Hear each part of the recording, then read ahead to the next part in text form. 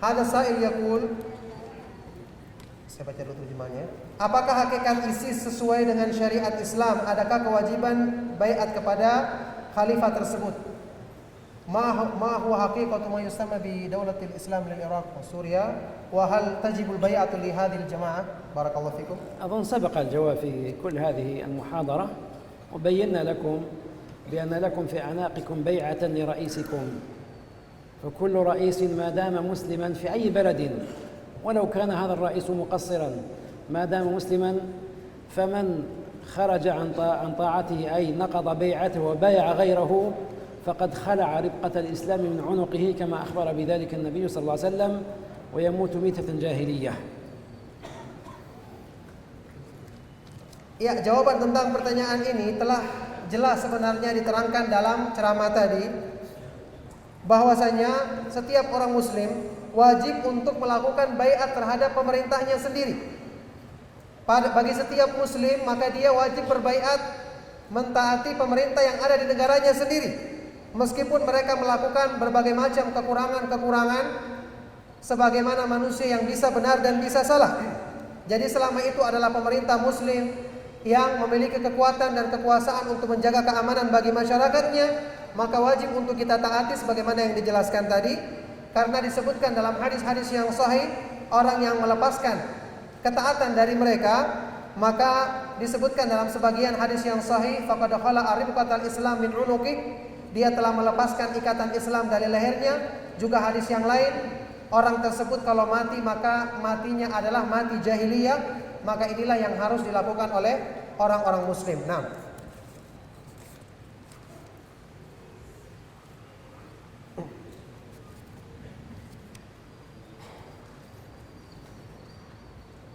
pertanyaan berikutnya, wahai Syekh, nasihati kami umat Islam di Indonesia dalam menghadapi sistem demokrasi yang berulang kali dari tahun 1945 dan seterusnya.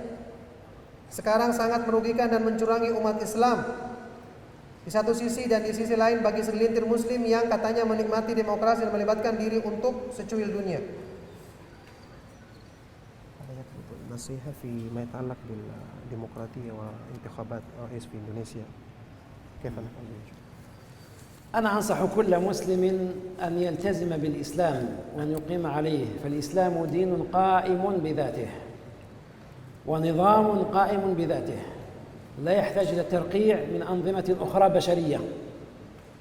كل الأنظمة البشرية تخالف نظام الإسلام، لكن إذا وجد لكم رئيس والحمد لله ولا بد أنكم منتظمون تحت رئاسة رئيس، فلا يجوز لكم الخروج عليه لأنه رئيس مسلم. هذا الذي ندندن حوله من أول هذه الكلمة. كل من استلم الحكم سواء كان بطريق شرعي أو بطريق غربي، إذا استتب له الأمر يجب عليكم أن تعتقدوا أن بيعته تحت أعناقكم. كذا قال الإمام النووي والقاضي عياض رحمهم الله أنه لا يمكن أن يبايع كل فرد، وإنما أنتم داخلون تحت بيعة من بايعه من وجهاء بلادكم. Barakallahu fikum. Agama Islam adalah agama yang sempurna, yang tidak membutuhkan aturan-aturan lain yang selain dari Islam. Kita menasihati semua orang untuk berpegang teguh dengan Islam dan mengatakan bahwa segala sesuatu aturan yang menyimpang dari Islam maka tidak boleh kita ikuti. Yang wajib adalah kita ikuti aturan dalam Islam. Akan tetapi, sebagaimana yang dijelaskan dalam ceramah Syekh, jika seorang muslim hidup di satu negara yang pemimpinnya adalah seorang muslim yang memiliki kekuatan dan benar-benar secara syar'i telah sah menjadi sebagai penguasa muslim, penguasa dan pemerintah di negeri tersebut, maka hendaknya dia mentaatinya dan tidak boleh melepaskan diri dari ketaatan kepadanya. Ketika dia misalnya menerapkan satu aturan yang bertentangan dengan Islam, baik itu diambil dari barat ataupun timur, tentu peraturan tersebut kita ingkari dengan cara yang baik, tetapi tidak boleh kita melepaskan ketaatan dari mereka. Alhamdulillah, seperti negara kita, negara Indonesia, yang dengan segala kekurangan yang ada, pemerintah kita adalah pemerintah muslim yang juga mengizinkan kita untuk melaksanakan penegakan syiar-syiar Islam yang zahir. Ini merupakan nikmat dari Allah Subhanahu wa taala yang kita syukuri, yang tentu kita berusaha untuk menyampaikan nasihat yang baik terhadap mereka, tapi tidak boleh kita melepaskan ketaatan dari mereka dan tidak boleh kita melakukan pemberontakan terhadap mereka.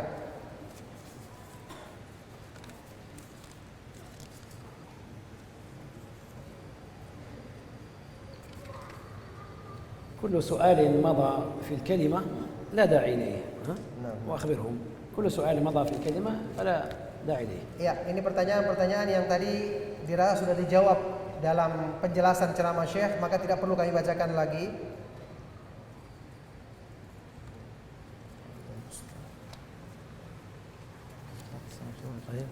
هل البقاء في إندونيسيا يعتبر رضا بالطاغوت؟ Ada pertanyaan, apakah tinggal di Indonesia termasuk ridha dengan tagut dan tunduk kepada hukum Islam, kepada selain hukum Islam? بقاؤكم في إندونيسيا لا يعني أنكم ترضون بالطاغوت، لأني قلت لكم لا يجوز لكم تسموا رئيسكم طاغوتا، فهو حاكم مسلم. يا إخواني، الآن الدنيا كلها مبتلات بالتقصير، وأنتم والله لو فتشنا في بيوتكم كما تفتشون في بيتي تجدون تقصير الكبير والصغير. والإنسان يكون حاكما على 4 أنفار، 4 أشخاص من بيته، مع ذلك يعجز عن إدارتهم. فكل رئيس محتاج إلى مساعدتكم لا إلى منابذته. وأين تذهب؟ فلا تغتر بما هو يوجد الآن في العراق. هذا تواطؤ بين الغرب والحاقدين على أصحاب رسول الله صلى الله عليه وسلم فقط، تواطؤ واتفاق بين الغرب والحاقدين على الصحابة رضي الله تعالى عنهم، وسترون أنهم كما هو شأن من على شاكلتهم. يقول الشيخ عبد المحسن العباد حفظه الله أن هؤلاء لا يطول عمرهم، كما هو شأن من يفعل مثل هذه المفاعيل. لا تغتروا بهذه الأشياء، يكون إنسان رزينا ثقيلا يصبر ولا يهجم على الفتنة هكذا هجوما. فأنت في بلد مسلم، أقم دينك في نفسك وفي أهلك وفي من تستطيع، وادعو إلى الإسلام، وأصلح من تستطيع من المسؤولين بالكلمة الطيبة الناصحة الهادفة، يقوم الخير عندكم وتتغير البلاد من حسن إلى أحسن، وهكذا إن شاء الله ترتقون. Ya, jawaban dari beliau, maka tentu saja tinggal di negara Indonesia bukanlah tinggal berarti mengakui atau mengikuti tauhid. Karena pemerintah kita adalah pemerintah muslim. Meskipun dengan segala kekurangan yang ada pada dirinya. Saat ini di dunia, di setiap negara, bahkan pada diri kita masing-masing banyak kekurangan.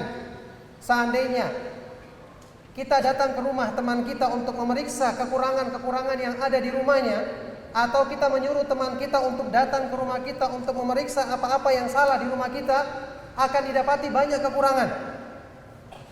Maka dalam hal ini seorang manusia mempertimbangkan ketika dia misalnya dalam rumahnya saja memiliki 4 orang yang dipimpinnya, istri dan anak-anaknya, ini pun dia menghadapi berbagai macam masalah-masalah atau salah dalam bersikap karena kekurangan yang ada pada dirinya. Maka setiap pemimpin membutuhkan bantuan, bukan untuk kita lawan atau kita memeranginya. Kita bantu dia, kita nasihati dia untuk bisa menegakkan agama Allah Subhanahu wa taala.